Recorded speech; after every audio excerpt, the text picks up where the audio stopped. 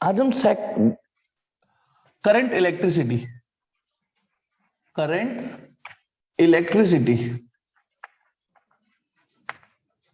ठीक है। सबसे पहले मैं स्टार्ट करूंगा ड्रिफ्ट वेलोसिटी के बारे में बातें, कुछ बातें ड्रिफ्ट वेलोसिटी। देखिए, यदि ये कोई कंडक्टर है, ये वायर है, इसका थोड़ा सा मैंने क्रॉस सेक्शन को जूम किया, तो ये वायर ऐसे फील करना है आपको, ये ठीक है। इसको मोटा कर दिया बीच में, यानी यहां से लेके यहां तक कैसे को जूम कर दिया, हाईली जूम कर दिया। तो इसके अंदर ना फ्री इलेक्ट्रॉन्स होंगे, क्योंकि हम कंडक्टर की बात कर रहे हैं ना। तो फ्री इलेक्ट्रॉन्स, ये जो फ्री इलेक्ट्रॉन्स होंगे, ये ना रैंडम मोशन में होंगे ड्यू टू रूम टेम्परेचर या थर्मल एक्साइटेशन। तो कोई कहीं जा रहा होता है, कोई कहीं जा रहा होता है, कोई कहीं जा रहा होता है, बहुत सारे फ्री इलेक्ट्रॉन्स होते हैं कंडक्टर में। ये जो नंबर डेंसिटी होती है ना इलेक्ट्रॉनों की, लगभग 10⁻29 पर मीटर क्यूब की रेंज में रहती है, जो number density of free electrons रहती है। ये सारे इलेक्ट्रॉन रैंडम मोशन में होंगे, लेकिन इस रैंडम मोशन को आप इलेक्ट्रिक करंट नाम नहीं देते हो। करंट का वर्ड का मतलब ही होता है जब कोई चीज स्पेसिफिक डायरेक्शन में जाए, है ना। हाथ से पानी का गिलास गिर जाए तो पानी की छींटें इधर उधर चली जाती है, वो पानी का फ्लो नहीं है। पानी का फ्लो होता है नदी नाले में, ठीक है ना, इस तरीके से पानी का फ्लो। तो ये कोई फ्लो नहीं है। अब इस फ्लो को करने के लिए हम क्या करते हैं, यहां पर एक पोटेंशियल डिफरेंस अप्लाई करते हैं बैटरी से ऐसे। तो यहां पर एक परमानेंट प्लस और एक परमानेंट माइनस हो गया। बैटरी का काम होता है पोटेंशियल डिफरेंस मेंटेन करना, ठीक है, मेंटेन कर देगी जो भी वोल्टेज की है। अब यहाँ प्लस या माइनस हो गया, तो ये जो इलेक्ट्रॉन है, आपको पता है ना, ये इलेक्ट्रॉन इसकी ओर अट्रैक्ट जरूर होंगे, लेकिन उसके बावजूद ये वाली वेलोसिटी थोड़ी नहीं चली जाएंगी। तो अब सुनना, ये वाला इलेक्ट्रॉन, ये thermal velocity plus electric force, इन दोनों के कॉम्बिनेशन से इधर जाएगा। फिर से देखो, ये वाली वेलोसिटी थोड़ी नहीं जीरो हो जाएगी, ये वाली वेलोसिटी अब भी होगी इसमें, ये वाली वेलोसिटी इधर ऐड होगी बस। तो इसके एडिशन से ये जो थर्मल वेलोसिटी और इसका रिजल्टेंट है वो थोड़ा इधर हो जाएगा। यानी बैटरी लगाने के बावजूद भी electron exactly straight forward towards positive नहीं होता, तिरछी वेलोसिटी। तो अब इस वाली वेलोसिटी को, यानी ये ऐसे जा रहा है, लेकिन उस होता क्या है, ये अच्छा ये ऐसे जा रहा है, ऐसे ये कहीं और जा रहा होगा, ये कहीं और। हो सकता है आपको एक बार को ये लगे कि बैटरी लगाने का कोई प्रभाव पड़ा ही नहीं, लेकिन बस होता क्या है, क्योंकि ये परमानेंटली लग चुका है, तो ये जो इलेक्ट्रॉन इधर चला, यहाँ कोलिजन्स होते हैं, कोलिजन्स, तो टकराने के बाद जो इसकी नियत रहती है, नियत वो रहती इधर की ओर, ये टकरा के इधर आ सकता है, फिर हो सकता है इधर आ जाए, लेकिन हर अगला स्टेप उसका, हर अगला स्टेप होगा पॉजिटिव की ओर ही। अब इसमें वो मजबूर है, इस फिगर में, कि वो लुटते पिटते पॉजिटिव की ओर जाए, इसमें मजबूर नहीं है, वो कहीं भी जा सकता है। तो बस बैटरी लगने का प्रभाव बस ये होता है कि वो इलेक्ट्रॉन जाते जिगजैग में है, फील कोलिजन ही करेंगे, स्ट्रेट फिर भी नहीं हुए, लेकिन फिर भी इस फोर्स ने इनको मजबूर किया अपनी ओर खिसकने का। तो इसका मतलब ये इलेक्ट्रॉन है वो नेट पॉजिटिव की ओर खिसकने तो लगे, इसी खिसकने को ड्रिफ्ट बोलते हैं, ड्रिफ्ट वेलोसिटी। और यहां पर सिर्फ थर्मल वेलोसिटी थी, ये थर्मल वेलोसिटी थी, और थर्मल वेलोसिटी का ड्रिफ्ट में कोई योगदान नहीं होता। यदि टेम्परेचर ही अपने बूते पर ड्रिफ्ट करा लेता तो करंट तो फिर बिना बैटरी के ही मिल जाती ना। तो करंट तो आपको बैटरी के बाद ही मिली, तो बैटरी ने अपना क्या काम किया कि इलेक्ट्रॉनों को मजबूर किया इधर खिसकने के लिए। इसको हम ऐसे ना दिखा के अब आगे ऐसे दिखाएंगे, ठीक है। मैंने एक इलेक्ट्रॉन का पाथ दिखाया, इस फिगर को ऐसे ना दिखा के हम ऐसे दिखाते हैं, ये वो बात अलग है कि इलेक्ट्रॉन ऐसे जाता नहीं है, बस इसकी जो एवरेज वेलोसिटी है उसी को ड्रिफ्ट बोलते हैं। इसकी एवरेज वेलोसिटी और सारे इलेक्ट्रॉनों की एवरेज वेलोसिटी, ये भी ध्यान रखना, ठीक है, सारे इलेक्ट्रॉनों की उस एवरेज वेलोसिटी को ड्रिफ्ट वेलोसिटी बोलते हैं। क्योंकि वर्ड आ रहा है वेलोसिटी, वेलोसिटी है तो इसका मतलब इसमें डायरेक्शन भी होगी, और डायरेक्शन होगी तो इसका मतलब फ्लो तो है किसी स्पेसिफिक डायरेक्शन में। और करंट वर्ड आता ही तब है जब कोई चीज स्पेसिफिक डायरेक्शन में फ्लो करती है, ठीक है। तो इस ड्रिफ्ट वेलोसिटी का, अच्छा जब आपने इधर प्लस इधर माइनस लगाया तो एक इलेक्ट्रिक फील्ड सेटअप हो गया। माना ये एल लेंथ का कंडक्टर है, ये वी पोटेंशियल डिफरेंस, तो ये वी यहां पर भी अप्लाई हो गया, ठीक। अब मैं आपको एक कंफ्यूजिंग क्वेश्चन देता हूं, जवाब दीजिएगा। ये इलेक्ट्रॉन इस इलेक्ट्रिक फील्ड में ही तो ड्रिफ्ट हो रहे हैं, ये इलेक्ट्रॉन इस इलेक्ट्रिक फील्ड में ही तो ड्रिफ्ट हो रहे हैं। ये जो पोटेंशियल डिफरेंस यहां लगाया वो यहां आ गया एल लेंथ पर, तो मेरा एक क्वेश्चन ये कंडक्टर है, कंडक्टर के अंदर तो इलेक्ट्रिक फील्ड जीरो होता है? कंडक्टर के अंदर तो इलेक्ट्रिक फील्ड जीरो होता है, तो ये मैंने सही लिखा गलत लिखा बताओ? कंडक्टर के अंदर तो इलेक्ट्रिक फील्ड जीरो होता है। Very good Priyanshu, very good, Priyanshu ने बिल्कुल सटीक जवाब दिया, शाबाश। और कोई? चलिए बाकी सोचिए जब तक, जवाब दीजिएगा। नहीं नमन, नहीं सही तो है, तो फिर ये यदि इलेक्ट्रिक फील्ड जीरो है तो फिर इलेक्ट्रॉन क्यों जा रहे हैं, है ना? और फिर चलिए अभी एक चीज और बताता हूं, ये इलेक्ट्रिक फील्ड हम इसको एवरेज ऐसे दिखाते हैं, तो जो ड्रिफ्ट वेलोसिटी की जो वैल्यू आएगी, एक और चीज, यहां पर जो इलेक्ट्रॉन ने फोर्स महसूस करी वो QE महसूस करेंगे ना, QE। यहां पे हमको जब हम फोर्स, इलेक्ट्रिक फील्ड, ये क्वेश्चन लगाते हैं वेक्टर के, तो चार्ज का साइन नहीं लेते। यहाँ Q की वैल्यू कंडक्टर है तो E होगी, और फोर्स कहते हैं मेरे पास मां है ma, तो ये जो ma है वो EE हो गया, और एक्सेलरेशन मतलब इसको इक्वेट कर देते हैं, तो ये एक्सेलरेशन तो डायरेक्ट याद रखिए कि इन इलेक्ट्रॉनों को जो एक्सेलरेशन मिलेगा वो ये मिलेगा, और ये जो एक्सेलरेशन वेक्टर फॉर्म में लिखूंगा EE/m, ऐसे ऐसे, तो यहाँ माइनस आ जाएगा। तो प्रियांशु के अलावा किसी को तो बताना, इलेक्ट्रिक फील्ड यदि अंदर जीरो है तो इलेक्ट्रॉन एक्सेलरेट ही नहीं होने चाहिए। तो किसी को मिला जवाब प्रियांशु के अलावा कि इलेक्ट्रिक फील्ड जीरो है, ये बात सही है, तो फिर इलेक्ट्रॉन एक्सेलरेट नहीं होने चाहिए, ड्रिफ्ट नहीं होने चाहिए। फिर अगला फॉर्मूला क्या है? अगला फॉर्मूला जो ड्रिफ्ट वेलोसिटी लुट पिट के जो हम कैलकुलेशन करते हैं, ड्रिफ्ट वेलोसिटी EET/m, ये, और इसको वेक्टर फॉर्म में लिखोगे, ये जो ड्रिफ्ट स्पीड, क्योंकि अब डेरिवेशन से कोई मतलब नहीं है आपको, EET/m, तो जब ड्रिफ्ट वेलोसिटी लिखोगे तो यहाँ माइनस इसलिए आएगा क्योंकि इलेक्ट्रिक फील्ड इधर है और ड्रिफ्ट इधर हो रहे हैं, तो the relation between these two vector is opposite, इसलिए नेगेटिव आ रहा है यहाँ वेक्टर में। तो ठीक है, और केवल इसे ड्रिफ्ट वेलोसिटी और इसे ड्रिफ्ट स्पीड, और आप देख सकते हो इलेक्ट्रॉनों को ड्रिफ्ट कराने में थर्मल वेलोसिटी का कोई योगदान नहीं है। थर्मल वेलोसिटी मतलब जैसे इसकी थर्मल वेलोसिटी U1, इसकी थर्मल वेलोसिटी U2, इसकी U3, इसकी U4, तो थर्मल वेलोसिटी का जो वेक्टर सम आता है ये, वो वैसे ही नल वेक्टर आता है थर्मल वेलोसिटी का। ये भी एक नंबर का एमसीक्यू, ये थर्मल वेलोसिटीज है, सारी थर्मल वेलोसिटी को जोड़ दूं तो जीरो। ध्यान रखना एक और चीज, U1 प्लस U2 UN, ये जीरो नहीं आएगा। अब अंतर देखो क्या चीज है, ये जीरो नहीं आएगा, ये जीरो आएगा। अंतर देखो, ये थर्मल स्पीड है, स्पीड नेगेटिव होती नहीं है, तो ना ये नेगेटिव होगी, ना ये नेगेटिव होगी, ना ये नेगेटिव होगी, तो सभी पॉजिटिव क्वांटिटी का टोटल जीरो कैसे आ जाएगा? Finite positive.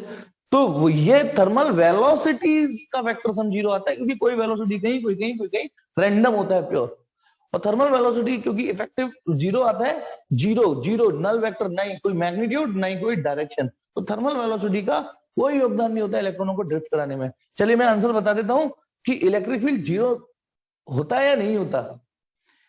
कंडक्टर के अंदर इलेक्ट्रिक फील्ड जीरो होता है, लेकिन तब जब स्टैटिक सिचुएशन हो, इलेक्ट्रोस्टैटिक में, और ये यूनिट है करंट इलेक्ट्रिसिटी। कंडक्टर के अंदर इलेक्ट्रिक फील्ड जीरो तब होगा जब चार्ज रेस्ट पे होगा, और ये जो हमने बैटरी लगा रखी है ना, ये चार्ज को रेस्ट पे रहने नहीं देगी, क्योंकि ये पोटेंशियल डिफरेंस मेंटेन रखेगी, तो इलेक्ट्रॉन मूव करते रहेंगे, और मूव करते रहेंगे यानी मोशन में है, तो इलेक्ट्रिक फील्ड जीरो। अच्छा यदि मैं बैटरी हटा दूं बैटरी, तो इलेक्ट्रॉन सपोज करो थोड़ा पॉजिटिव थोड़ा नेगेटिव मैंने दे रखा है, मूव करके रुक जाएंगे एक कहानी, और फिर इलेक्ट्रिक फील्ड जीरो हो जाएगा। ईट का जवाब ईट से दे के, लेकिन बैटरी लगी हुई है तो नहीं दे पाएंगे जवाब ये। तो ये ड्रिफ्ट वेलोसिटी, ये ड्रिफ्ट स्पीड। और यदि कोई और चार्ज हो, मान लो किसी और, जैसे इलेक्ट्रोलाइट में बात करें तो बस ई की वैल्यू बदल देना, ई को क्यू लिख देना, जैसा भी ई हो, ठीक है, तो ड्रिफ्ट स्पीड। अब याद रखना, तो ड्रिफ्ट स्पीड किस किस पर डिपेंड कर रही है?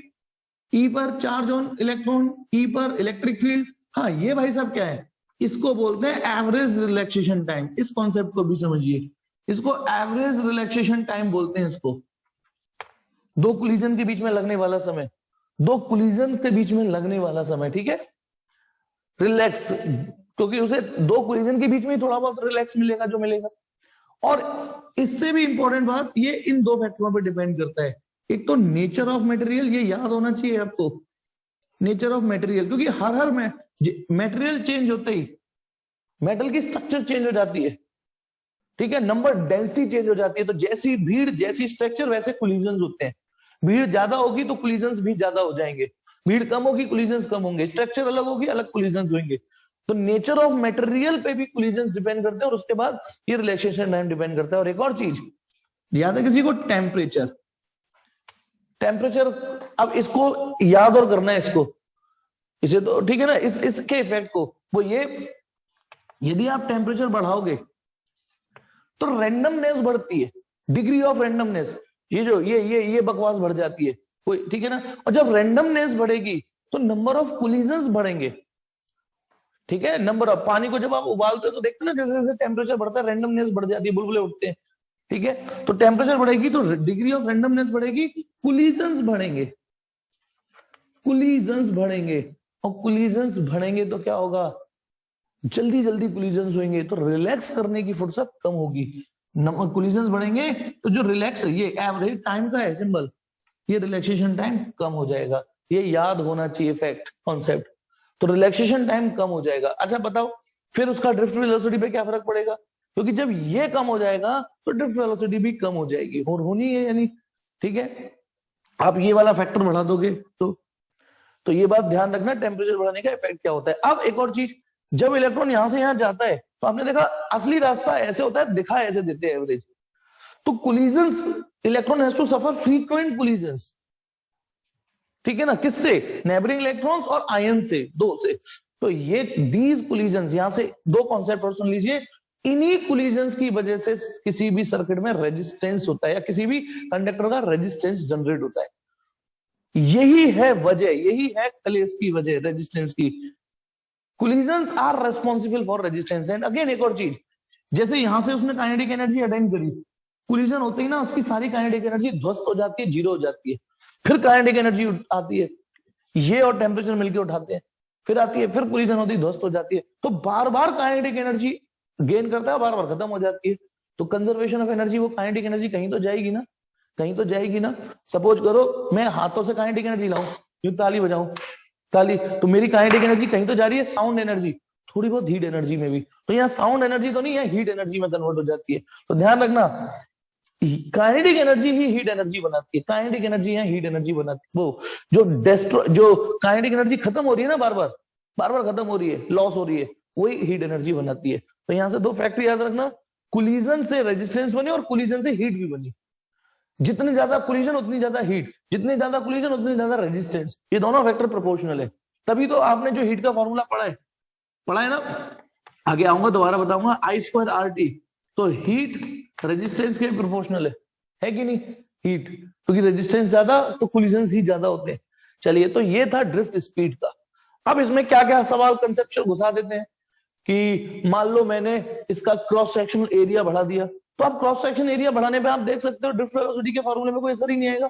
ड्रिफ्ट वेलोसिटी को सिर्फ ये और ये बदल सकते हैं बस, यदि कंडक्टर है तो सिर्फ ये और ये बदल सकते हैं, क्योंकि ये और ये तो हम चाह के भी नहीं बदल सकते। ये तो क्योंकि चार्ज, ये तो यूनिवर्सल कांस्टेंट है, charge on electron, mass of electron, ठीक है, मास ऑफ इलेक्ट्रॉन है ये, ठीक, कंडक्टर के लिए। और यदि ये लगाओगे तो charge of ion, mass of ion, जो नहीं बदल सकते हम, तो हम केवल इलेक्ट्रिक फील्ड और रिलैक्सेशन टाइम बदल के ही ड्रिफ्ट वेलोसिटी चेंज कर सकते हैं। अब इलेक्ट्रिक फील्ड कैसे बदलोगे, इलेक्ट्रिक फील्ड कैसे बदलोगे बोलो, इलेक्ट्रिक फील्ड या तो बैटरी बदल दो, या एक चीज और यहां देखो, E/m T क्या लिखने को रह गया, इलेक्ट्रिक फील्ड। इस इलेक्ट्रिक फील्ड में और इस पोटेंशियल में ये रिलेशन होता है ना, E बराबर V/L। तो आप इस ड्रिफ्ट वेलोसिटी को इस E की जगह V/L भी फील कर लीजिए, ऐसे V/L, ठीक है ना, V/L। तो अब आप बताइए, तो या तो इस फॉर्मूले पे टारगेट करो या इस फॉर्मूले पे।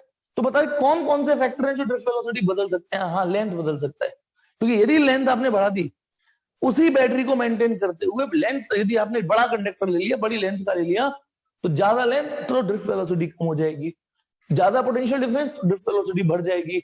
टेम्परेचर बढ़ा दिया तो बताइए, आप खुद कनेक्ट करिए सिनेरियो को कि टेम्परेचर बढ़ा दिया, तो आप देखोगे टेम्परेचर बढ़ा दोगे तो रिलैक्सेशन टाइम कम हो जाएगा, और रिलैक्सेशन टाइम कम हो जाएगा तो ड्रिफ्ट वेलोसिटी कम हो जाएगी। तो यही फैक्टर है जो ड्रिफ्ट वेलोसिटी बदलेंगे।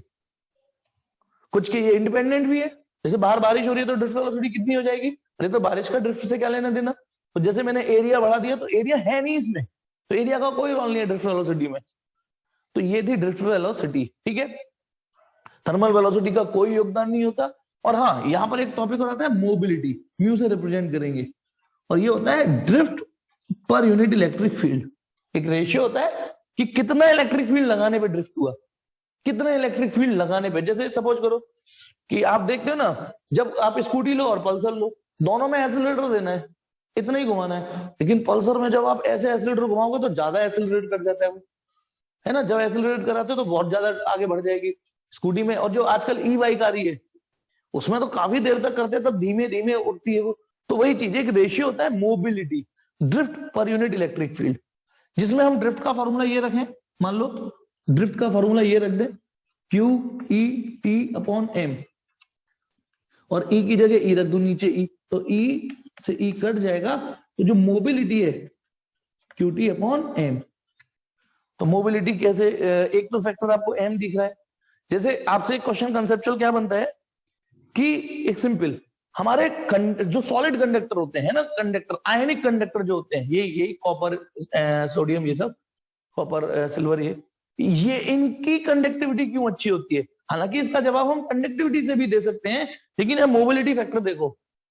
बताइए, कंडक्टर में चार्ज कैरियर होते हैं इलेक्ट्रॉन, इलेक्ट्रॉन, है ना।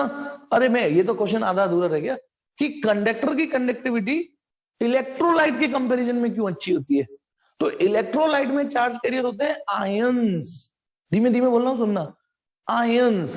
और नॉर्मल कंडक्टर में होते हैं फ्री इलेक्ट्रॉन्स। अब इलेक्ट्रॉन कितने हल्के होते हैं, कितने, आयन तो कितने सारे इलेक्ट्रॉन प्रोटॉन न्यूट्रॉन से मिलकर बना होता है। तो आयन क्योंकि भारी होते हैं, तो जो भारी होगा उसकी मोबिलिटी कम होगी। ये तो वैसे भी समझ में आता है हमें। हाथी और चूहे में किसको आप आसानी से धक्का दे दोगे, ठीक है, आप फील करो, तो जिसका मास ज्यादा होगा उसकी मोबिलिटी कम होगी। तो अब आ जाइए इसी में ही, ठीक है, इसी में ही यदि हम ड्रिफ्ट वेलोसिटी और करंट का रिलेशन कनेक्ट करें आपस में, ड्रिफ्ट वेलोसिटी पढ़ ली, ठीक है, तो ये जो करंट है इसमें आई, हालांकि मैं भी आऊंगा वापस इसमें, आई बराबर एन ई ए वीडी होता है। वीडी का आई से कनेक्शन और देखिए, क्योंकि डेरिवेशन मुझे करानी नहीं, सीधे फॉर्मूले पे आओ, आई बराबर एन ई ए वीडी। यानी पहले ड्रिफ्ट वेलोसिटी निकालो। अब इस ड्रिफ्ट वेलोसिटी का, ड्रिफ्ट और करंट दो अलग अलग चीजें हैं, ड्रिफ्ट और करंट दो अलग अलग चीजें हैं। जैसे हाइट अलग चीज है, वॉल्यूम अलग चीज है। हाइट ज्यादा होने पर वॉल्यूम ज्यादा हो जाएगा ना, पाई आर स्क्वायर एच, जैसे एच एक ऐसा फैक्टर है जो वॉल्यूम बढ़ा देगा। तो ड्रिफ्ट वेलोसिटी एक ऐसा फैक्टर है जो करंट को रेगुलेट जरूर करेगा, ये ज्यादा तो ये ज्यादा। लेकिन करंट को कंट्रोल करने के लिए केवल अकेला ये फैक्टर नहीं है, एक दो तीन, तीन और है। और इसमें एक कंसेप्चुअल क्वेश्चन ये भी है कि ड्रिफ्ट वेलोसिटी, बिलीव मी, कैचुए की तरह निकल के आती है कंडक्टर में, 10⁻³ में आती है, 10⁻³ की रेंज में आती है, बिल्कुल जैसे कैचुए चलते हैं ना ये। तो ये 10⁻³ मीटर पर सेकंड की रेंज में आती है लगभग। एरिया, एक वायर का एरिया आप क्या समझते हो, क्रॉस सेक्शनल एरिया।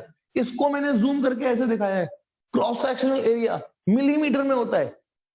फिर उसका स्क्वायर करोगे, क्योंकि एरिया में साइज का स्क्वायर होता है, तो ये 10⁻⁻6 की रेंज में होता है एरिया।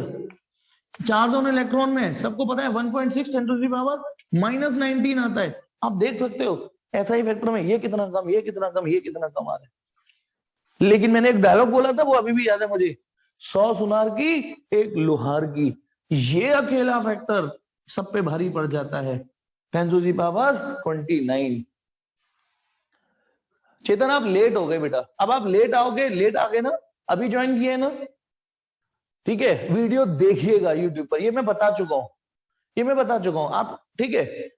तो ये 10⁻29 पर मीटर क्यूब, ठीक है, 10⁻29। तो अब आप देख सकते हो ये सारे मिलके इन सबको अकेला ये लड़ गया, एक अकेला अभिमन्यु लड़ लिया इनसे, ठीक है। इसलिए करंट ठीक ठाक हो जाती है सर्किट में, बावजूद उसके कि ये सारे फैक्टर कमजोर थे। और ये नंबर नहीं, नंबर डेंसिटी होता है, ठीक है। अब आ जाइए यहां से, ये हम थोड़ा करंट के फंडामेंटल भी सीखें तो, current, electric current, current study current है, चुपचाप करंट है। बैटरी की करंट, बैटरी की करंट ना स्टडी होती है, एक कांस्टेंट पोटेंशियल डिफरेंस मेंटेन कर लेती है वो, तो Q/T लगाएंगे। लेकिन जो एसी जैसे चैप्टर होगा या चार्जिंग डिस्चार्जिंग जैसी सिचुएशन होती है तो ये लगाते हैं। हालांकि इस चैप्टर में इससे बिना काम चल जाएगा, कोई एक आध सुपर रेयर क्वेश्चन बन जाए वो बात अलग है इसमें, लेकिन आपका काम इस चैप्टर में इसी से हो जाएगा। स्टडी करंट, ठीक है, जिसका करंट आई और टी के बीच में ग्राफ ऐसे आएगा, और इसमें आई और टी के बीच में ग्राफ कैसा भी आ सकता है, लेकिन आपने सिलेबस में ये तो पढ़ा ही पढ़ा है अगले चैप्टर उसमें एसी में। करंट 7 फंडामेंटल में से एक फंडामेंटल है, याद करो, जो हमने 11 में फंडामेंटल क्वांटिटीज पढ़ी, इसकी एसआई यूनिट एम्पियर है, और बावजूद इसके डायरेक्शन होती है, लेकिन ये स्केलर है क्योंकि ये स्केलर रूल ओबे करती है। याद करो किरचॉफ लॉ जब आप करते हो, किरचॉफ लॉ जब आप करते हो, ये 2 एम्पियर करंट आ रही है इधर से 3 एम्पियर करंट आ रही है, तो बताना जंक्शन रूल लगा के बताइए इसमें कितनी करंट जाएगी। Total inward current equal to total, ये 5 एम्पियर करंट होगी कि नहीं होगी, बताओ junction rule, regardless of this angle. बताओ इस एंगल को मैं कुछ भी कर दूं, ये करंट तो 5 ही रहने वाली है ना। जबकि यदि ये 2 वेक्टर होते, एंगल चेंज तो रिजल्टेंट चेंज हो जाता था। यदि मैं ये एंगल चेंज कर दूं, दो फोर्स लगा रहा हूं ऐसे, एक 10 न्यूटन की फोर्स है, एक 15 न्यूटन की फोर्स है, तो रिजल्टेंट बताओ, तो आप कहोगे सर पहले एंगल बताओ। तो इसीलिए, क्योंकि ये वेक्टर रूल ओबे नहीं करती है, इसीलिए बावजूद इसके भले ही इसमें हम एरो दिखाते जरूर है, डायरेक्शन दिखाते जरूर है, पर केवल करने से कोई शाहरुख खान नहीं हो जाता ना, तो वैसे ही केवल डायरेक्शन दिखाने से कोई स्केलर वो वेक्टर नहीं हो जाता। तो करंट इज अ वेक्टर। अब करंट बात समझ में आ गई, ठीक है, स्केलर है, फंडामेंटल है, इसकी एसआई यूनिट एम्पियर है, और सीजीएस यूनिट कोई टाइप करेगा, सीजीएस यूनिट कोई किसी को पता है क्या? ये थोड़ा रेयर क्वेश्चन है, पर किसी ने पढ़ा हो इधर उधर, बताओ कोई सीजीएस यूनिट किसी को? जब तक मैं चौक ढूंढना हूं दूसरी, हाँ, किसी को नहीं पता। स्टैट एम्पियर, जैसे ऐसा यूनिट चार्ज की स्टैट कूलम होती है ना, CGS unit, sorry stat coulomb, इसको नोट कर लीजिए, इसकी स्टैट एम्पियर होती है। CGS unit of current, CGS unit of charge, CGS unit of current, पर इतना मैंने कहा ना ये थोड़ा रेयर सिचुएशन है। अब करंट के बाद, ठीक है, यहां पर जब हम करंट की बातें कर ली, करंट आई बराबर एन ई वी डी होता है, ठीक, क्या कह रहे बेटा चेतन? बेटा अभी इस चीजों पे मत जाओ, सर करंट टेंसर क्वांटिटी है, ये कहीं आपने पढ़ लिया होगा। आपको स्केलर लिखना है, खत्म, आपको स्केलर लिखना है। और यदि कहीं यूट्यूब पे देख लिया है आपने टेंसर, तो मैंने कहा ठीक है ना, तो आप उसकी बात मानिए, ठीक है। आपको 12th में सिर्फ स्केलर, टेंसर का कईयों को मतलब भी नहीं पता होगा, तो जिस गली नहीं जाना, जिस मोहल्ले नहीं जाना, उसका रास्ता पूछना ही नहीं चाहिए हमें। चलिए अब आ जाओ, आपको स्केलर स्केलर स्केलर स्केलर ही लिखना है, खत्म। अब आ जाइए ओम्स लॉ, ओम्स लॉ, ठीक है। पहली बात, मान लो ये कोई कंडक्टर है, ठीक है, वायर भी हो सकता है, उस वायर को जूम कर दिया है।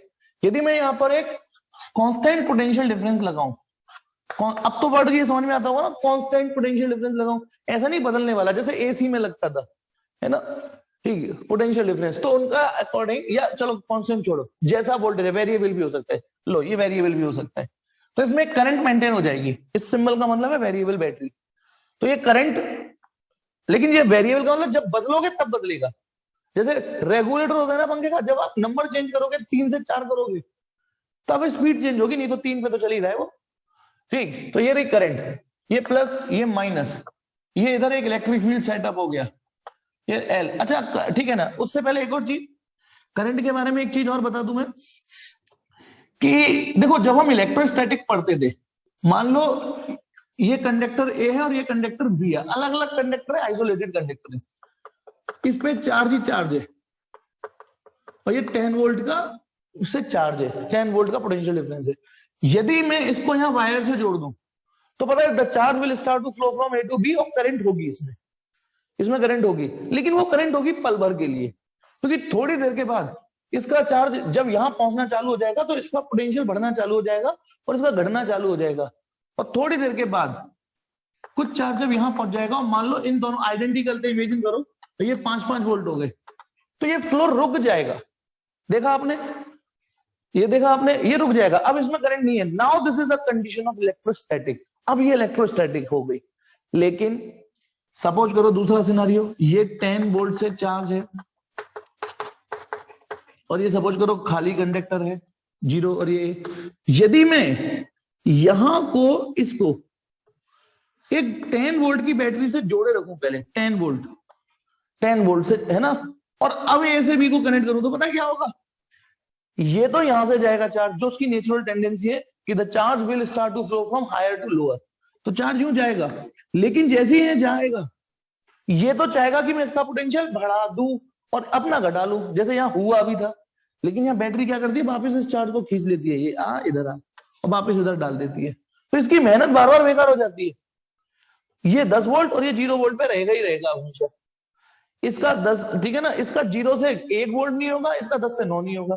तो यहाँ ए और बी के बीच में पोटेंशियल डिफरेंस मेंटेन करने वाला कौन, बैटरी।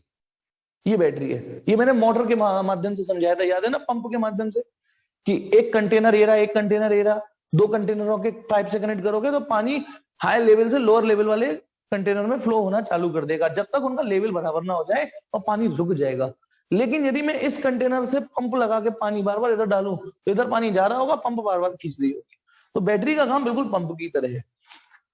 अब एक और चीज, ये जो मैंने एरो दिखाया है, ये दिखाया है फ्लो ऑफ पॉजिटिव चार्ज, जिसे कन्वेंशनल करंट बोलते हैं, फ्लो ऑफ पॉजिटिव चार्ज।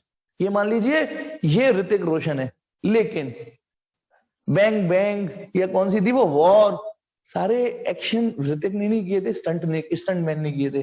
तो भले ही हम कन्वेंशनली ये दिखाते हैं, क्योंकि सारी डेफिनेशन पॉजिटिव चार्ज को मिली हुई है कि यदि पॉजिटिव चार्ज होता तो ठीक है ना। लेकिन आप ये भी जानते हो कि एक्चुअल में क्या हो रहा होता है, एक्चुअल में ये ए बी बैटरी लगाते हैं तो एक्चुअल में इलेक्ट्रॉन मूव करते हैं उल्टा। ये इलेक्ट्रॉन है, सपोज करो ये धब्बे से डॉट, ठीक है, बैटरी इन इलेक्ट्रॉनों को पुश करती है। पुश क्या करती है, एक्चुअली इलेक्ट्रिक फील्ड तो एक झटके में पूरे सर्किट में सेट हो जाता है, पूरे सर्किट में। यानी ऐसा मत सोचना कि ये धक्का देगी तो धक्का आगे आगे आगे आगे पहुंचेगा, समझाने के लिए बोल दिया होगा मैंने कभी नहीं। लेकिन जैसे ही मैं इलेक्ट्रिक फील्ड लगाता हूं ना, हर इलेक्ट्रॉन मूव करना चालू कर देगा इंडिपेंडेंटली। तो ये इलेक्ट्रॉन ऐसे जाते हैं, ऐसे ऐसे, देखो भाई इलेक्ट्रॉन नेगेटिव है, नेगेटिव ऐसे तो जाएगा। तो ध्यान रखना, इसको इलेक्ट्रॉनिक करंट बोलते हैं, जिस बेचारे को इज्जत नहीं मिली है उतनी जिस इज्जत का ये लायक था, जिस इज्जत के लायक था वो नहीं मिलती इसे, ठीक है। हाँ, अब इसमें 2 चीजें याद रखना। एक चीज और, ये जो करंट है ये कन्वेंशनल करंट है और आपको दिख रहा होगा पॉजिटिव टू नेगेटिव जा रही है, लेकिन इनसाइड बैटरी ऐसे जाएगी, इनसाइड बैटरी। और आपको इसी से काम लेना है सीरियसली, बस एमसीक्यू कोई एक आध हो तो वो बन जाएगा, वरना आपके काम तो इसी से होंगे मैक्सिमम। तो ये रहा पॉजिटिव, ये रहा negative. Outside battery current positive to negative है, लेकिन इनसाइड बैटरी हालात बदल गए, जज्बात बदल गए, नेगेटिव टू पॉजिटिव है। सेम यहां पे भी उल्टा हो जाएगा कि outside battery electronic current negative to positive है और इनसाइड बैटरी ऐसे होगी, इलेक्ट्रॉनिक करंट कन्वेंशनल करंट, ठीक है। चलिए अब आ जाओ ओम्स लॉ।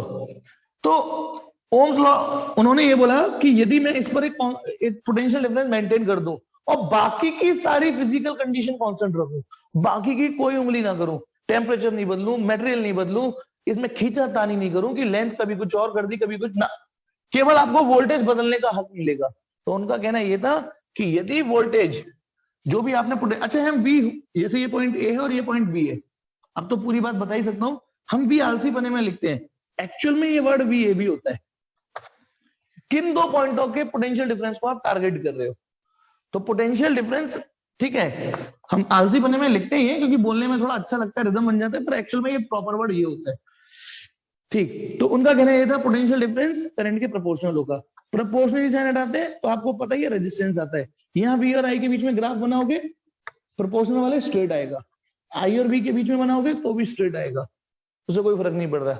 लेकिन आपको एक चीज पता है कि जितने भी स्ट्रेट लाइन ग्राफ आते हैं उनमें हमेशा स्लोप की कहानियों को ढूंढना कर रही है। अपने स्लोप वाले चैप्टर को, स्लोप वाले टॉपिक को ढंग से रिवाइज कर लो। स्लोप बहुत मदद करता है ग्राफ वाले क्वेश्चनों को कंसेप्ट निकालने में। स्ट्रेट लाइन है तो स्लोप बड़ा आसान चीज है, ठीक है। बताइए इसमें यदि v equal to R I formula लगाऊं, क्योंकि यहां v y एक्सिस पर है तो इसे y बराबर mx प्लस c से फील कर सकते हो। y बराबर एम एक्स, क्योंकि ये x है तो m माने स्लोप। बताइए इसका स्लोप हो गया रेजिस्टेंस, और यहाँ क्योंकि y की जगह आई है तो यहाँ फॉर्मूला आपको ऐसे एडजस्ट करना पड़ेगा, क्योंकि y बराबर एम एक्स से कंपेयर करना है ना मुझे, c तो खैर है ही नहीं ये वाला पोर्शन, और यहाँ y बराबर एम एक्स प्लस सी, तो यहाँ स्लोप रेजिस्टेंस है और यहाँ स्लोप 1/r है। ठीक है, तो यहाँ कंसेप्चुअल क्वेश्चन क्या बन जाते हैं, जैसे मैंने एक क्वेश्चन दिया ए और बी, बताओ किसका रेजिस्टेंस ज्यादा है, किसका रेजिस्टेंस ज्यादा है, तो जिसका स्लोप ज्यादा होगा, क्योंकि यहाँ m इक्वल टू आर है, m माने स्लोप, तो जिसका स्लोप ज्यादा होगा वो रेजिस्टेंस ज्यादा होगा। और यदि मैं यहां पूछता हूं ए और बी, तो यहां किसका रेजिस्टेंस ज्यादा होगा, तो यहां जो स्लोप है m वो 1/r है, तो स्लोप जिसका ज्यादा होगा उसका रेजिस्टेंस उल्टा कम हो जाएगा, तो यहाँ रेजिस्टेंस इसका ज्यादा है, तो v equal directly proportional to i, v equal to R I, ये रेजिस्टेंस भाई साहब है, इसकी यूनिट ओम है। ठीक है, अब आ जाइए ये जो r है, ध्यान रखना v अपॉन आई, v और i का पे डिपेंड नहीं करेगा। आप बार बार कंफ्यूज हो जाते हो कि मैं वोल्टेज बढ़ा दूं तो ओ हाँ वोल्टेज बढ़ा दूं तो रेजिस्टेंस बढ़ जाएगा, नहीं, वोल्टेज और i के तो इंडिपेंडेंट है, कांस्टेंट के रूप में आया है। अब ये जो रेजिस्टेंस है इस पर क्वेश्चन क्या बनते हैं, रेजिस्टेंस एक्चुअल में यहां पर ना कई सारे कांस्टेंट आते हैं एक्चुअल में, ये जो v equal to R I लिखा हुआ है ना, एक्चुअली में ये r नहीं आता, ये आता है m upon N E square T L upon A I, actual में ये आता है।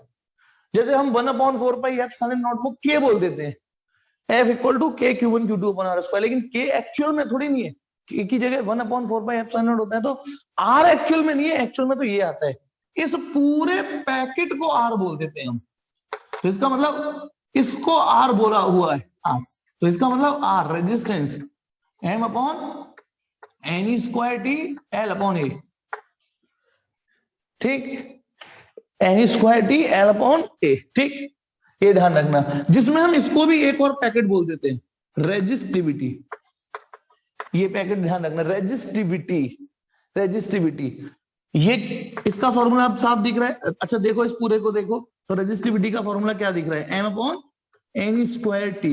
अब इसमें एम और ई, एम या ई स्क्वायर तो यूनिवर्सल कांस्टेंट हो गए, तो आप यदि बदल सकते हो तो एन और टी बदल सकते हो, और एन और रिलैक्सेशन टाइम ये कैसे बदले जा सकते हैं, या तो आप मटेरियल बदल दो तो एन और टी दोनों बदल जाएंगे, क्योंकि मटेरियल चेंज कर दोगे तो नंबर डेंसिटी अलग हो जाएगी, है ना, नंबर डेंसिटी चेंज हो जाएगी और रिलैक्सेशन टाइम भी, और टेम्परेचर चेंज कर दोगे तो एटलीस्ट ये तो चेंज हो ही जाएगा, है ना। तो ये चीज, तो ये दो चीजों पे डिपेंड करती है, नेचर ऑफ मटेरियल, मटेरियल पे डिपेंड करती है और टेम्परेचर पर, यानी इन दो में से एक भी चीज आपने चेंज कर दी, बदल दी, छेड़ दी तो ये चेंज हो जाएगी। ठीक है, रेजिस्टिविटी। इसके बाद आते हैं रेजिस्टेंस। रेजिस्टेंस के फॉर्मूले को देखो, रो एल ए। रेजिस्टेंस दो और फैक्टरों पे डिपेंड करता है, रेजिस्टिविटी तो केवल इन्हीं फैक्टरों पे डिपेंड कर रही है, नेचर ऑफ मटेरियल और टेम्परेचर, लेकिन रेजिस्टेंस में एल और ए भी आ गया, कंडक्टर की लेंथ और कंडक्टर का एरिया भी मायने रखेगा, ये रेजिस्टेंस होता है। फिर कुछ टर्मिनोलॉजी है, कंडक्टेंस जो रेजिस्टेंस का उल्टा होता है, कंडक्टिविटी जो रेजिस्टिविटी की उल्टी होती है ना, रेजिस्टिविटी की, इसकी यूनिट ओम, इसकी यूनिट आप यहां से भी निकाल सकते हो, रो की हो गया, यूनिट निकालने के लिए, ओनली फॉर यूनिट और डायमेंशन पर्पस, क्योंकि एमसीक्यू है, यूनिट डायमेंशन भी पूछ लेते हैं, तो 1 मीटर से मीटर कट जाएगा ओम मीटर, और इनकी यूनिट उल्टी हो जाएगी। फिर एक करंट डेंसिटी वर्ड और है, current density, current per unit area को बोलते हैं, हालांकि डेंसिटी वर्ड से कई बार डेंसिटी वर्ड थोड़ा फ्लेक्सिबल है, मास डेंसिटी आता है तो मास पर यूनिट वॉल्यूम हो जाता है, energy density energy per unit volume, charge density word आ जाता है तो चार्ज पर यूनिट लेंथ भी होता है, चार्ज पर यूनिट वॉल्यूम भी होता है, चार्ज पर यूनिट एरिया भी होता है, तो आपको ये स्पेसिफिक याद करना पड़ेगा। करंट डेंसिटी में आई अपॉन ए होता है, और ये वेक्टर क्वांटिटी है, जो करंट की डायरेक्शन होगी उसी की डायरेक्शन, उस क्रॉस सेक्शन पर नॉर्मल डालेंगे करंट की डायरेक्शन में, मतलब नॉर्मल की तरफ होती है उस क्रॉस सेक्शन पर, लेकिन नॉर्मल किधर डालना है, प्लेन। भाई यदि कोई प्लेन सरफेस है, जैसे ये कोई कंडक्टर है यहां पे, अब यहाँ नॉर्मल डालना है, इधर डालू या इधर डालू, करंट यदि इधर है तो नॉर्मल इधर डालेगा, और करंट इधर है तो नॉर्मल इधर डालेगा, बस सीधी सी बात। तो यानी ये, और एक J equal to sigma E, ये रिलेशन याद है या नहीं याद, ये J सिग्मा ई एक रिलेशन इतना इंपॉर्टेंट नहीं है, इसको vector form of Ohm's law भी बोलते हैं। Vector form of Ohm's law भी बोलते हैं इसको, ठीक है ना। इसको याद कर लीजिए, J equal to sigma E. Sigma rho का उल्टा होगा, रो आपके सामने ही है, मटेरियल और टेम्परेचर पे डिपेंड करता है, ये मटेरियल टेम्परेचर के साथ लेंथ और एरिया पे भी डिपेंड करता है। अब यहीं पर इसे पढ़ने के बाद एक और चीज, ये ओम्स कोई भगवान नहीं थे। भगवान नहीं थे मतलब एक्चुअली कई ऐसे मटेरियल हैं जो ओम्स लॉ की नहीं सुनते, यानी ओम्स लॉ यूनिवर्सल लॉ नहीं है। जो ओम्स लॉ ओबे करता है उनमें ये मैथमेटिक्स, ये थ्योरीज लगानी है। दुनिया के सारे मटेरियल ओम्स लॉ फॉलो नहीं करते, उनको हम नॉन ओमिक कंडक्टर बोलेंगे। हाँ, तो ओमिक और नॉन ओमिक कैटेगरी भी है यहां पर, ओमिक और नॉन ओमिक। ये जो मैंने पूरी फिजिक्स बताई, ये पूरी ओमिक कंडक्टर के लिए थी पूरी, ये जो पूरी थ्योरी बताई ओमिक। यहां पर आर जब आप V अपॉन आई से निकालोगे तो आर सलमान खान कांस्टेंट आएगा एक बार, जो मैंने कमिटमेंट कर दी, यानी आर की वैल्यू सिर्फ V और आई ऑपरेट कर, वो सॉरी आर की वैल्यू, अच्छा ये फॉर्मूला V और आई की, इस फॉर्मूले से आप आर की वैल्यू निकाल सकते हो, V और आई की वैल्यू दे रखी हो तो यहाँ आर कांस्टेंट रहने वाला है यदि बाकी की सारी फिजिकल कंडीशन कांस्टेंट है तो। जैसे टेम्परेचर ना छेड़ो आप, अच्छा देखो यदि मैं मटेरियल ना छेड़ू, टेम्परेचर ना छेड़ू, खींचातानी नहीं करूं, ये 3-4 चीजें, तो मटेरियल चेंज नहीं करोगे, टेम्परेचर चेंज नहीं करोगे तो रेजिस्टिविटी चेंज नहीं होगी, खींचातानी नहीं करोगे तो लेंथ एरिया नहीं चेंज होंगे, तो फिर रेजिस्टेंस चेंज थोड़ी नहीं हो जाएगा। लेकिन नॉन ओमिक कंडक्टर ऐसे होते हैं जिसमें यदि हम R upon V upon I formula लगाएं, लगा सकते हो, लेकिन यहां वेरिएबल आएगा, कभी कुछ आएगा आंसर, कभी कुछ आएगा, कभी कुछ आएगा।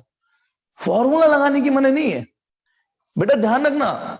ओम्स लॉ ये नहीं है कि R equal to V upon I, Ohm's law ये कहता है कि वी आई के प्रोपोर्शनल है, और जो प्रोपोर्शनलिटी हटा के लाओगे वो कांस्टेंट है, ये ओम्स लॉ। यहां पे भी लगा सकते हो, लेकिन आर की वैल्यू निकालने के लिए लगा सकते हो, पर आर कांस्टेंट नहीं आएगा, ये याद रखना। जितने भी सेमीकंडक्टर डिवाइसेस हैं, जितने भी डायोड है ना, ट्रांजिस्टर, ये सब जो आपने भले ये नाम सुने हैं, बस चाहे सुने भी नहीं होंगे, पर ये स्पेसिफिक नाम याद रखिएगा, ठीक है। अब जैसे क्वेश्चन है, ये क्वेश्चन है, अच्छा क्योंकि इनके ग्राफ हमेशा स्ट्रेट लाइन आएंगे, इसलिए इनका एक और नाम है लीनियर कंडक्टर, लीनियर कंडक्टर, और इसका नाम है नॉन लीनियर कंडक्टर, क्योंकि इनके ग्राफ चाइना की बकरी। जैसे इसका ग्राफ मैं कोई खींचता हूं, ये बड़ा फ्रीक्वेंटली क्वेश्चन पूछा गया है, ये कह रहा है, मान लो ये ओ, ये पॉइंट, एक मिनट,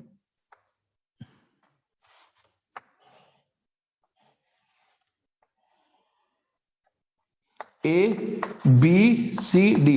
अब वो ये कह रहा है ये वी आई के बीच में ग्राफ है, ठीक है, वी और आई के बीच में, इसमें से अब आइडेंटिफाई करना है आपको नेगेटिव रेजिस्टेंस वाला रीजन। वैसे तो रेजिस्टेंस बेटा ओमिक कंडक्टरों का नेगेटिव नहीं होता, सुन लो, यदि आपकी थ्योरी ये है तो ओमिक कंडक्टरों का रेजिस्टेंस कभी नेगेटिव नहीं होगा, लेकिन क्योंकि ग्राफ से ही दिख रहा है नॉन ओमिक कंडक्टर है, नॉन ओमिक कंडक्टर है, तो वो ये कह रहा है कौन से वाले रीजन में रेजिस्टेंस नेगेटिव आ रहा है। तो इसमें पूछा कौन सा रीजन रेजिस्टेंस नेगेटिव शो कर रहा है, तो आप स्लोप की मदद ले सकते हो, या देखो पहली बात तो ओमिक कंडक्टर के लिए आपको इसके अलावा कोई और फॉर्मूला सोचना ही नहीं है। हाँ नमन बिल्कुल ठीक, नॉन ओमिक में ये रेजिस्टेंस निकाल देगा, लेकिन एट अ पर्टिकुलर स्पेसिफिक बताएगा ये। और निकालने के लिए आप इसके लिए ये लगा सकते हो, डायनामिक रेजिस्टेंस बोलते हैं इसको, डायनामिक, क्योंकि बदल जाता है रेजिस्टेंस, जैसे किसी की बार बार वेलोसिटी बदल जाती है ना गाड़ी पे चलने पर, तो डायनामिक रेजिस्टेंस ऐसे भी निकाल सकते हो, change in voltage per unit change in current. तो आप इस बीसी रीजन को गौर से देखो, resistance in region BC, delta V upon delta I जब आप लगाओगे तो आप देखो, मान लो मैंने यहाँ पे आई लिखा और यहाँ वी लिखा, सपोज करो, तो वोल्टेज आपने बढ़ाए हैं, बताओ यहां से यहां तक जाने में वोल्टेज बढ़े हैं ना, तो डेल्टा वी तो पॉजिटिव है, लेकिन बी से सी जाने में करंट नीचे गिर गई है, तो चेंज इन करंट नेगेटिव आएगी। तो आप इससे भी देख सकते हो रेजिस्टेंस नेगेटिव आने वाला है। दूसरा, यदि आप इस रीजन में कहीं भी टेंजेंट डाल के स्लोप निकालोगे तो रेजिस्टेंस, तो आप एंगल देख सकते हो, थीटा 90 से बड़ा आ रहा है, कहीं भी टेंजेंट डाल दो, थीटा 90 से बड़ा आ रहा है, 90 से बड़ा होने का मतलब स्लोप नेगेटिव हो गया। और अच्छा इस यहां से यहां तक कहीं भी टेंजेंट डाल लो, कहीं भी, तो थीटा लेस देन 90 आ रहा है। तो ये ओमिक नॉन ओमिक कंडक्टर में इतना ही है, ठीक है। तो ये बात तो Ohm's law, ohmic conductor, non ohmic conductor, current density, resistance, resistivity. ठीक है, अब आते हैं effect of temperature on resistance. ठीक है, ये बड़ा कंसेप्चुअल क्वेश्चन है। यदि मैं टेम्परेचर बढ़ाऊं, ठीक है, टेम्परेचर बढ़ाऊं तो सुनना, रेजिस्टेंस ऑफ कंडक्टर क्या होता है, टेम्परेचर बढ़ाऊं, ठीक है, फॉर कंडक्टर लिखता हूं पहले, कंडक्टर। टेम्परेचर बढ़ाने पर क्या होता है, कोलिजन्स बढ़ते हैं, कोलिजन्स बढ़ते हैं, डिग्री ऑफ रैंडमनेस बढ़ती है, कोलिजन्स बढ़ते हैं, कोलिजन्स बढ़ते हैं तो रिलैक्सेशन टाइम। अच्छा, आप इस फॉर्मूले को जरूर टारगेट करना, रेजिस्टिविटी M/N² T होती है और रेजिस्टेंस ρ होता है, ρ। तो जब मैं टेम्परेचर बढ़ाऊंगा तो कोलिजन्स बढ़ेंगे, डिग्री ऑफ रैंडमनेस बढ़ेगी। जब कोलिजन बढ़ेंगे तो रिलैक्सेशन टाइम कम हो जाएगा। अब रिलैक्सेशन टाइम देखो यहाँ डिनोमिनेटर में, रिलैक्सेशन टाइम कम होगा तो रेजिस्टिविटी बढ़ जाएगी, और जब रेजिस्टिविटी बढ़ जाएगी तो रेजिस्टेंस बढ़ जाएगा। याद आ गया ना, याद आ गया कि नहीं आ गया? कंडक्टरों का रेजिस्टेंस बढ़ जाता है, और इसका उल्टा कर दोगे, घटाओगे तो रेजिस्टेंस घट जाएगा। इसके अलावा यदि मैं इलेक्ट्रोलाइट, सेमीकंडक्टर और इंसुलेटर, ये तीनों को एक ही कैटेगरी में रख देता हूं, ठीक है, तो यदि मैं वहां टेम्परेचर बढ़ाता हूं, माना कि वहां भी कोलिजन्स बढ़ेंगे, माना वहां कोलिजन्स भी बढ़ेंगे, लेकिन मैंने एक फैक्टर और बताया था, सेमीकंडक्टर में और ना नंबर डेंसिटी भी, कोलिजन्स तो बढ़ते ही हैं, लेकिन नंबर डेंसिटी और सुपर तरीके से बढ़ने लग जाती है, डोमिनेंट तरीके से बढ़ती है नंबर डेंसिटी। इसलिए कोलिजन्स मैंने एक सिंगल एरो से बढ़ाया है, नंबर डेंसिटी डबल एरो से बढ़ाई है, वहां नंबर डेंसिटी भी अपना असर लाती है। तो अच्छा, अब आप चाहे जैसे इलेक्ट्रोलाइट होंगे तो डिग्री ऑफ आयोनाइजेशन बढ़ जाएगी, डिग्री ऑफ डिसोसिएशन तो ज्यादा आयंस क्रिएट होंगे, सेमीकंडक्टर में टेम्परेचर बढ़ाओगे तो और ज्यादा होल्स और इलेक्ट्रॉन्स जनरेट होंगे।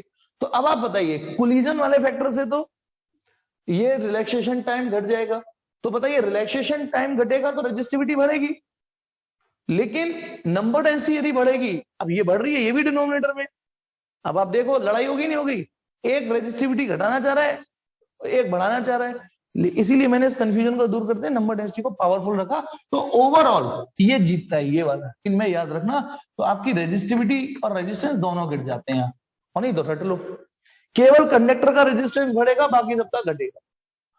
ठीक है, तो इसलिए यदि मैं इसका रेजिस्टिविटी का और टेम्परेचर का ग्राफ बनाऊं तो ग्राफ कुछ इस तरीके से आएगा, इसमें रेजिस्टिविटी और टेम्परेचर का इस तरीके से आएगा, गिरते हुए रेजिस्टिविटी।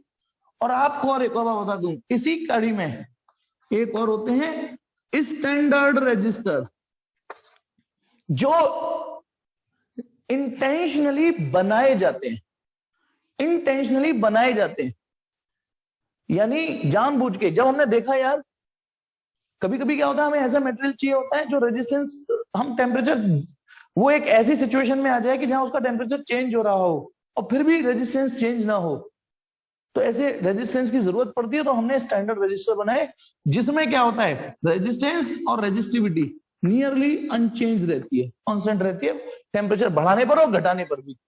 तो यहां पर यदि रेजिस्टिविटी और टेम्परेचर का ग्राफ बनाएंगे तो नियरली, थोड़ा सा तेरा करना पर थोड़ा सा, मतलब कोई ज्यादा फ्लक्चुएशन नहीं आता। तो these are those material which are independent of variation of temperature. अच्छा, इसका उल्टा थर्मिस्टर होते हैं जो सिलेबस में नहीं है, मैं बस बोल देता हूं, किसी ने पूछा था, सिलेबस में नहीं है, वो टेम्परेचर के प्रति बहुत सेंसिटिव होते हैं। तुम टेम्परेचर इतना सा चेंज करोगे, वो रेजिस्टेंस इतना चेंज कर देंगे, लेकिन हमारे सिलेबस में ये है। और याद कर लीजिए, ये नेचर में पाए नहीं जाते, बनाए जाते हैं। तो कुछ मटेरियल है, manganin, constantan, eureka, these are the material which can be used for making standard resistance। अब इन स्टैंडर्ड रजिस्टर में दो स्पेसिफिक प्रॉपर्टी होती है, ध्यान रखना ना, बहुत इंपॉर्टेंट है। एक तो इनका अल्फा बहुत हाई होता है, अल्फा हाई होता है, सॉरी उल्टा बोल गया, रेजिस्टिविटी हाई होती है, रेजिस्टिविटी हाई होती है, और जो अल्फा होता है वो वेरी लो होता है, टेम्परेचर कोएफिशिएंट ऑफ रेजिस्टेंस। और ये क्या चीज है, ये क्या चीज आ गई, एक्चुअली ये तो थ्योरी हो गई कि टेम्परेचर चेंज होने पर रेजिस्टेंस किस तरीके से चेंज होगा, लेकिन न्यूमेरिकल यदि आपको कैलकुलेट करना हो कि कितना रेजिस्टेंस चेंज होगा, तो एक फॉर्मूला है, R2 equal to R1 1 plus alpha delta T। बड़ा आसान सवाल आता है और आपको यही लगाना है, हालांकि इसमें थोड़ा सा कंफ्यूजन है, लेकिन एनसीईआरटी के अकॉर्डिंग यही लगाना है, R2 equal to R1 1 plus alpha delta T. ये सब जानते हैं कि इसमें कौन क्या चीज है, इसको बोलते हैं टेम्परेचर कोफिशिएंट ऑफ रेजिस्टेंस। और याद रखिएगा एक कंसेप्चुअल और है, अल्फा की वैल्यू सिर्फ इनके लिए नेगेटिव होती है, कंडक्टर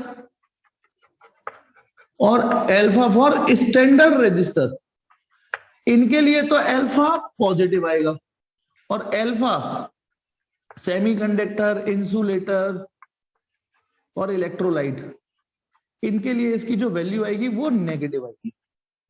इसके लिए फॉर्मूला दोनों के लिए यही लगाएंगे, ध्यान रखना यही लगाएंगे फॉर्मूला। याद आ गया? इस पे आपने काफी काम भी किया होगा, काफी कंसेप्चुअल भी किए होंगे, इजी है ये कॉन्सेप्ट, इसके लिए कोई ज्यादा मूड नहीं मारना। ठीक है, ये था इफेक्ट ऑफ टेम्परेचर। ग्राफ भी ध्यान रखना, यही ग्राफ यही इफेक्ट रेजिस्टिविटी के लिए। ठीक, और अल्फा की बात हो गई, स्टैंडर्ड रजिस्टर भी निपटा दिए। कलर कोड कार्बन रजिस्टर आपके सिलेबस में नहीं है तो उसको रिवाइज कराना बेकार है। अच्छा, उसमें एक चीज और रह गई, एक चीज पूछता हूं, जैसे मैंने आपको बोला नॉन ओमिक कंडक्टर होते हैं, नॉन ओमिक कंडक्टर होते हैं, उनका ग्राफ कैसा भी आ सकता है, कैसा भी आ सकता है, ठीक है। लेकिन अब जैसे ओमिक कंडक्टर है, ओमिक कंडक्टर का ग्राफ तो स्ट्रेट आएगा, ओमिक कंडक्टर का ग्राफ तो स्ट्रेट लाइन आएगा। अब सुनना, मैं बार बार बोल रहा हूं, ओमिक कंडक्टर है तो ग्राफ स्ट्रेट लाइन आएगा, लेकिन इसमें भी आगे जाके यदि जरूरत से ज्यादा आप करंट बढ़ाते चले गए, देखो करंट तो बढ़ी रही है, तो ये ग्राफ भी ऐसे हो जाता है। अब रीजन सोचिए ऐसा क्यों हुआ होगा, यानी आगे फिर ये भी नॉन ओमिक बिहेवियर दिखाने लग जाएगा थोड़ी देर के बाद। ये ऐसा क्यों हुआ? इसे जाना तो यूं चाहिए था, ग्राफ स्ट्रेट लाइन यूं जाना चाहिए था, लेकिन ये आगे अच्छा खासा स्ट्रेट लाइन जा रहा था, अच्छा खासा ओमिक बना हुआ था, फिर ये आगे क्यों मुड़ गया? रीजन ये हुआ कि जैसे जैसे वोल्टेज बढ़ा रहे थे, करंट बढ़ रही थी, ओम फ्लो हो रहा था, लेकिन करंट जब बढ़ रही थी तो करंट का हीटिंग इफेक्ट भी बढ़ रहा था, और हीटिंग इफेक्ट में तो करंट पर स्क्वायर हो रहा था, आई स्क्वायर।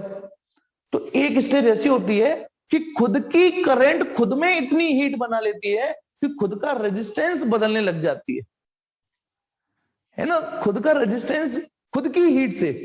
तो जब बताइए, खुद की हीट से जब रेजिस्टेंस बढ़ने लग जाएगा तो रेजिस्टेंस चेंज होने लगा, और जब रेजिस्टेंस बदलने लगे, जब रेजिस्टेंस बदलने लगे तो इसका मतलब क्या हुआ? रेजिस्टेंस बदलने लगे तो ये तो नॉन ओमिक हो गया, तो इसलिए ग्राफ एक स्टेज के बाद ऐसे आ जाता है। और मैंने ऊपर ही क्यों डिफ्लेक्ट किया, नीचे क्यों नहीं? क्योंकि रेजिस्टेंस, क्योंकि कंडक्टर तो बढ़ेगा तो स्लोप देखो, ये भी बड़ा जो बारीकी से जानते होंगे, पता ना, इनमें से यदि मैंने जो कॉन्सेप्ट दिया है उस कॉन्सेप्ट से आगे चलें तो ये ग्राफ पहला वाला सही है, दूसरा वाला सही है? बताओ, ऐसे डिफ्लेक्ट करेगा या ऐसे डिफ्लेक्ट करेगा? V I graph, V I graph, Y axis पर वी है पहला वाला, क्योंकि रेजिस्टेंस बढ़ रहा है, स्लोप बढ़ेगा। यहां स्लोप देखिए और यहां स्लोप देखिए, बढ़ गया नहीं बढ़ गया स्लोप? स्लोप बढ़ेगा, ये पहला वाला ठीक है। दूसरा वाला ये आईवी ग्राफ होता तो सही होता, समझ गए ना? आईवी ग्राफ होता तो सही हो जाता। चलिए, ये हो गया हमारे पास रेजिस्टेंस। अब यहीं पर हीटिंग इफेक्ट को भी टारगेट कर लेते हैं।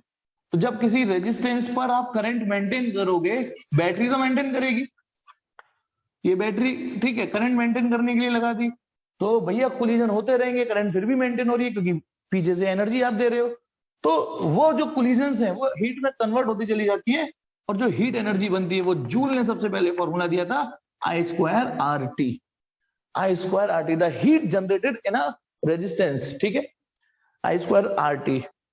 तो देख रहे हो आई पर स्क्वायर है, रेजिस्टेंस आई दोनों पर डिपेंड कर रहा है। तो हम तो चाहेंगे ना, यदि अच्छी हीट बनानी है तो करंट भी अच्छी हो, रेजिस्टेंस भी अच्छा हो, यदि अच्छी हीट बनानी है तो। इसीलिए जो हीटिंग डिवाइसेस होती हैं, जहां हम इंटेंशनली हीटिंग जनरेट करना चाहते हैं, जैसे गीजर हुआ, हीटर हुआ, इमर्सन रॉड हुई, प्रेस हुई, उसमें हम ऐसा मटेरियल यूज करते हैं जिसका रेजिस्टेंस भी अच्छा हो, हाई रेजिस्टिविटी हो, जिससे हीट अच्छी बने। लेकिन हाई रेजिस्टिविटी के साथ साथ हाई मेल्टिंग पॉइंट भी होना चाहिए, उस हीट जो बने उसको खुद ही झेल सके, यानी खुद की हीट से खुद ना पिघल जाए। लेकिन जो फ्यूज वायर होता है, फ्यूज वायर जो हम चाहते हैं थोड़ी सी हीट बढ़े पट फूक जाए, वो जो पूरे घर को डैमेज होने से बचा दे, है ना, उसमें बस मेल्टिंग पॉइंट लो रखते हैं। तो ये हीट हो गया, हीटिंग इफेक्ट। और बेटा यही वर्क डन का फॉर्मूला, यही एनर्जी का फॉर्मूला है, यही गंगाधरी शक्तिमान है, ध्यान रखना। अरे हीट एनर्जी है तो एनर्जी ना, कहीं और से थोड़ी नहीं आई। जो भी बैटरी ने वर्क किया है वही वर्क बार बार हीट एनर्जी में तब्दील हो रहा है। तो यही वर्क डन का, यही एनर्जी का। पावर का निकालना है तो power E by T, W by T, कुछ भी करोगे तो टी नीचे आके, भाई आपने एच अपॉन टी लगाया, मान low heat power generated in the form of heat, H upon T लिख दो, चाहे ई अपॉन टी लिख दो। तो बताना जब इसको टी से डिवाइड करोगे तो आई स्क्वायर आएगा। और क्योंकि v equal to I R, हमारे पास यहाँ 3 वेरिएबल्स हैं, तो आप इस फॉर्मूले को, फिलहाल तो आपने आई स्क्वायर आर के रूप में देखा, थोड़ा एडजस्ट करोगे तो ऐसे भी देखने को मिल जाएगा आपको, वी स्क्वायर अपॉन आर। थोड़ा और एडजस्ट करोगे तो इसी फॉर्मूले को ऐसे भी देख सकते हो। लेकिन कुछ बच्चों का कंफ्यूजन आज तक अभी तक ये है कि यहां से तो ये लग रहा है कि पावर आर के प्रोपोर्शनल है, और यहां से लग रहा है power inversely proportional to R है। ये तो बिल्कुल ही अलग अलग कॉन्सेप्ट हो गए, है ना। कौन सी बात सही है? ये सही है, ये सही है? जल्दी बताओ आज की डेट में ये ऊपर वाला सही है, नीचे की पावर आर के प्रोपोर्शनल है या पावर आर के इनवर्सली प्रोपोर्शनल है?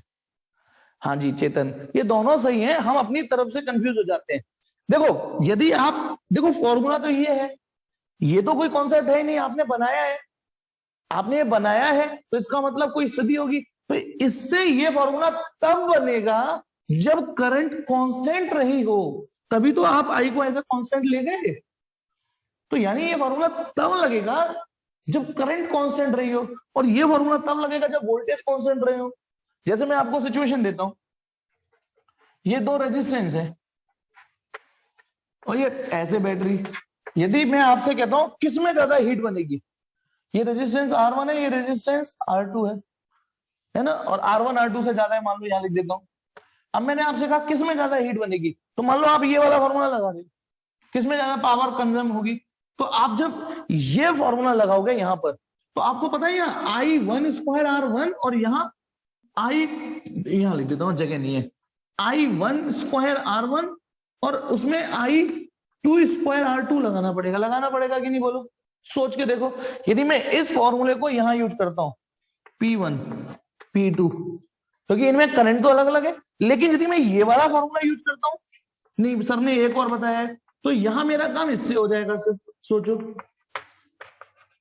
सोचो मेरे पास 2 चॉइस है, मैं इस फॉर्मूले को भी प्रयोग कर सकता हूं, किया मैंने, मैं इस फॉर्मूले को भी प्रयोग में ला सकता हूं, किया मैंने। अब बताओ किसमें डिसीजन लेना आसान रहेगा, आप खुद सोचो। ओब्वियसली इसमें डिसीजन लेना आसान रहेगा, कम से कम वी तो सेम है ना दोनों का, क्योंकि पैरेलल में वोल्टेज तो सेम रहनी है। तो अब आप इन दोनों में P inversely proportional to R feel करेंगे। आया समझ में? नहीं आया? तो दूसरा वाला हमें इस समय एडवांटेजेस लग रहा है, तब ये लगाएंगे। अब यदि यही कहानी ये होती, सीरीज में होते, इमेजिन करो दोनों, ये R1 R2 और R1 ही R2 से बड़ा है, और आपसे कहता कि बताओ कौन ज्यादा पावर खा रहा होगा। तो अब आप सपोज करो आप ये वाला फॉर्मूला लगाना चाह रहे हो P1, तब आपको V1 स्क्वायर अपॉन R1 और P2 ये क्यों लगाना पड़ेगा? क्योंकि इस पर वोल्टेज अलग होंगे, इस पर वोल्टेज अलग होंगे। तो ये फॉर्मूला जब आप लगाओगे तो जैसे वोल्टेज वैसे जैसा रेजिस्टेंस ये लगाना पड़ेगा। लेकिन अब ये वाली सिचुएशन में ये फॉर्मूला लगाना, मान लो P1 लगाऊंगा तो I स्क्वायर R1। तो अब आप बताओ अब कौन सा फॉर्मूला आपको मीनिंगफुल लग रहा है, कौन सा वाला मीनिंगफुल लग रहा है? अब मतलब अब आपको ये अच्छा लगेगा, क्योंकि एटलीस्ट क्योंकि सीरीज है तो करंट तो सेम होगी। तो इसीलिए कंसेप्ट तो ये है ही नहीं, ये कंसेप्ट में कंडीशन अप्लाइड है, कंसेप्ट में कंडीशन अप्लाइड है, समझ गए ना। तो इसलिए कंफ्यूज होने की जरूरत नहीं है। और एक चीज और बता दूं जो आपको नहीं पता होगी, बेटा इस शब्द को पूरा बोलना सीखिए। ये क्या चीज है? This is a power generated, और power generated in the form of heat across a given resistor. किसी रजिस्टर पर कितनी पावर कंज्यूम हो रही है या हीट के रूप में डिसिपेट हो रही है, ये भी वही शब्द है। लेकिन ये जो तीसरा फॉर्मूला है, ये किसी रजिस्टर पर तो लगा सकते हो, नो डाउट लगा सकते हो किसी रजिस्टर पर, कि वो रजिस्टर पर कितने वोल्टेज आ चुके हैं और उस रजिस्टर से कितनी करंट पास हो रही है। लेकिन जैसे यदि कभी कभी ये सवाल आ जाए, इमेजिन करो ये 10 वोल्ट की बैटरी, ये 6 ओम और ये 4 ओम का रेजिस्टेंस, या एक काम करते हैं, ये 10 वोल्ट की बैटरी, ये 4 ओम का इंटरनल रेजिस्टेंस, ऐसे कर दिया। और वैल्यू मैंने बड़ी आसान ली है ताकि आसान हो जाए आपकी। अब बताइए, यदि मैं आपसे इसको कैपिटल आर बोल देता हूं, इसको स्मॉल आर बोल देता हूं, बताइए ओरली फटाफट सॉल्व करके करंट कितनी होगी इसमें? बताओ इस सर्किट में करंट कितनी होगी, जल्दी से ओरली बताओ। 1 एम्पियर, सिंपल वैल्यू दी थी मैंने, 1 एम्पियर। अब यदि मैं आपसे कहता हूं कि पावर अक्रॉस कैपिटल आर, तो आप आई स्क्वायर आर लगाओगे। शब्द को सुनना, पावर अक्रॉस कैपिटल आर, तो आप ये लगा दोगे। करंट कितनी है 1, उसका square capital R 6 what. 6 what power इस पे ऑपरेट हो रही है, खर्च हो रही है, यानी बैटरी को 6 वॉट इसके लिए रखना है। पावर अक्रॉस इंटरनल रेजिस्टेंस, तो फॉर्मूला उस पे आई स्क्वायर आर लगाओगे आप, तो 1 स्क्वायर इंटू 4, ये 4 वाट हो गया, बोलो 4 वाट हो गया ना। लेकिन अब यदि मैं आपसे कहता हूं, शब्द सुनना, power supplied by battery, power supplied, तब आप सिर्फ और सिर्फ यही फॉर्मूला लगा सकते हो, वहां चॉइस नहीं है। रेजिस्टेंस पर ये भी लगा सकते हो, ये भी लगा सकते हो, ये भी लगा सकते हो, रेजिस्टेंस पर तो। लेकिन यदि आपसे सिर्फ ये पूछा जाए power supplied by battery, battery ने सर्किट को कितनी पावर, ना आप ये लगाओगे ना ये लगाओगे। क्यों ये नहीं लगाओगे, सिर्फ ये लगाओगे। ये बात सुन लेना VI कि बैटरी कितने वोल्टेज की है, टर्मिनल पोटेंशियल डिफरेंस और कितनी करंट, तो बताना। और सॉरी, टर्मिनल पोटेंशियल गलत बोल गया, EI आएगा बैटरी के लिए, EI। EI जो भी उसका EMF होगा, फिलहाल तो जो गंगाधरी शक्तिमान है जो यहाँ पे दे रखा है वही, तो E लिखोगे 10, करंट लिखोगे 1, 10 वॉट। ये बात याद रखना, सिर्फ यही लगाओगे। सर क्लास 7:15 तक है, बताओ बेटा स्कूल है आपका? मैं तो थोड़ा सा और सोच रहा हूँ, मतलब कोई नहीं। अच्छा कल की क्लास में ग्रुप में डाल दूंगा, थोड़ा सुबह मैं भी सो लूंगा, संडे है तो मैं ग्रुप में डाल दूंगा आपको, ठीक है? वही उन लोगों का ग्रुप, ये जो 10-12 लोगों का है। अच्छा ठीक है, तो ये हो गया हमारे पास। ये बात समझ में आई जो मैंने नई बात बताई, ये जो मैंने बात बताई समझ में आएगी। रेजिस्टेंस पे तो आप इन तीनों में से कोई सा भी ऑपरेट करिए, लेकिन जब बात आएगी पावर सप्लाइड बाय बैटरी, तो आपके पास कोई चॉइस नहीं है, सिर्फ यही लगाओगे कि बैटरी का EMF कितना है। मैं गलत बोल गया था, निकल गई मेरे मुंह से, निकल गई, जवान टूट गई, VI नहीं EI लगेगा, ठीक है? चलिए ये तो हो गया रेजिस्टेंस का कॉन्सेप्ट, तो आपको धीमे धीमे सीख ही जाओगे। बल्ब में सवाल करिए, शीट के करिए, बाकी मुझे सवाल भेजते चलना। अभी तो मेरे को एक दिन और दे दो, मुझे एक दिन और दे दो कि मैं अपनी तरफ से बातें रिवाइज करा दूं, ठीक है? अब आ जाओ, ये तो हो गया पावर, ठीक है? अब यहां पर देखिए एक और चीज, जब बात इंटरनल रेजिस्टेंस की आई है, तो ये रही बैटरी, EMF, इसका इंटरनल रेजिस्टेंस R, बस छोटा सा ये और देख लो, फिर बाकी कल रिवाइज कराऊंगा। ये कैपिटल R, ठीक है? पहली बात, सबसे पहले इसमें यदि करंट निकाल लियो, तो total voltage upon total resistance, total voltage के नाम पर इसमें E है, टोटल रेजिस्टेंस के नाम पे ये है, एक ये और एक ये। दूसरा, ये जो इंटरनल रेजिस्टेंस होता है, ये एक दीमक की तरह होता है, घुन की तरह, जो अंदर लकड़ी को खाता रहता है। तो बैटरी में से आपको ध्यान है, यदि किसी रेजिस्टेंस में उससे पास होने वाली करंट मल्टीप्लाई कर दूं, तो यदि किसी रेजिस्टेंस पर उससे पास होने वाली करंट मल्टीप्लाई कर दूं, तो मैंने इस रेजिस्टेंस पर ये करंट मल्टीप्लाई करी, तो this is the voltage across external resistance. और यदि मैं किसी रेजिस्टेंस में उससे पास होने वाली करंट मल्टीप्लाई कर दूं इस वाले रेजिस्टेंस पर, ये तो इस पर भी वोल्टेज आ जाएगा। इसको लॉस वोल्टेज बोलते हैं, इसको लॉस वोल्टेज बोलते हैं, क्योंकि ये अंदर रह जाएगा बैटरी के, है ना? कुल्लड़ में चुपकी हुई लस्सी डालोगे, याद हो तो, है ना? पूरी लस्सी का मजा नहीं ले पाओगे।